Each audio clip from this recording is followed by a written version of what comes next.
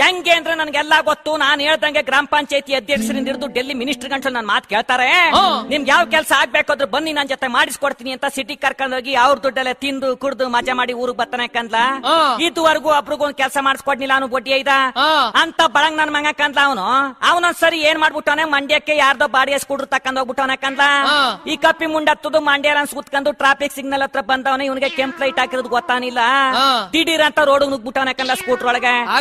ಆಗ ಅಲ್ಲೇ ಇದ್ದ ಟ್ರಾಫಿಕ್ ಪೊಲೀಸ್ ಬಂದು ಇವನ ರೋಡ್ ಮಧ್ಯದಲ್ಲಿ ನಿಲ್ಲಿಸ್ಕೊಂಡ್ ಬೋಯ್ತಾವನೆ. ಏನಂತ? ಅಲ್ಲ ಕಣ ಗ್ರಾಸ್ತ, ನಾನ್ ಕೆಂಪ್ ಲೈಟ್ ಸಿಗ್ನಲ್ ಹಾಕಿದ್ರು ಒಳ್ಳೆ ದೊಡ್ಡಿದ್ದ ನೀ ನಂಗೆ ನುಗ್ತಾ ಇದೆಯಲ್ಲ, 100 ರೂಪಾಯಿ ಫೈನ್ ಕಟ್ಟು ಅನ್ಬಿಟ್ಟವನೆ ಕಂದ್ಲ. ನಿನ್ನಿಂದ ಟ್ರಾಫಿಕ್ ಎಲ್ಲ ಜಾಮ್ ಆಗ್ಬಿಟ್ಟದೆ ಅಂತಲೂ ಬೋಯ್ತಾವನೆ ಜೊತೆಗೆ. ಆಗ ನಮ್ಮೂರ್ ದೊಡ್ಡ ಮನ್ಸನ್ ಕ್ವಾಪತ್ಬಿಟ್ಟು ಅವನು ಪೊಲೀಸ್ ತಗೊಂಡ್ ಮುಂದ್ಗಡೆ ಜಂಬ ಕೊಚ್ಕತ್ತವನೆ. ಏನಂತ?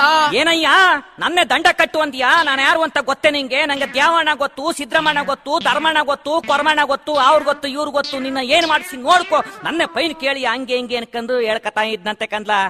ಈಚೆ ಟ್ರಾಫಿಕ್ ಪೊಲೀಸ್ ನನ್ಗೂ ತಿಕ್ಲಾತ್ಬಿಟ್ಟು, ಅದ್ ಸರಿ ನಿನ್ಗೆ ಅಂತ ದೊಡ್ಡ ಮನಸ್ಸರೆಲ್ಲ ಗೊತ್ತು ಅಂತ ನನಗೂ ಗೊತ್ತು, ನಿಂಗೆ ಈ ಮೀಸೆ ರಾಮಣ್ಣ ಗೊತ್ತೇ ಅಂದವನ ಕಂದ.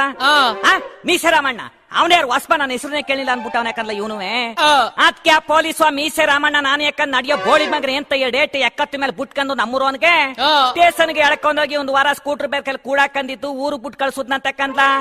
ಹಿಂಗೆ ಒಬ್ಬೊಬ್ರು ಒಂದೊಂದು ಊರಲ್ಲಿ ಕೈಲಾಗದೆ ಇದ್ರು ಮೈ ಪರ್ಚ್ಕೊರಿರ್ತಾರೆ ಕಂದ್ಲ ಉತ್ತರ ಕುಮಾರರು.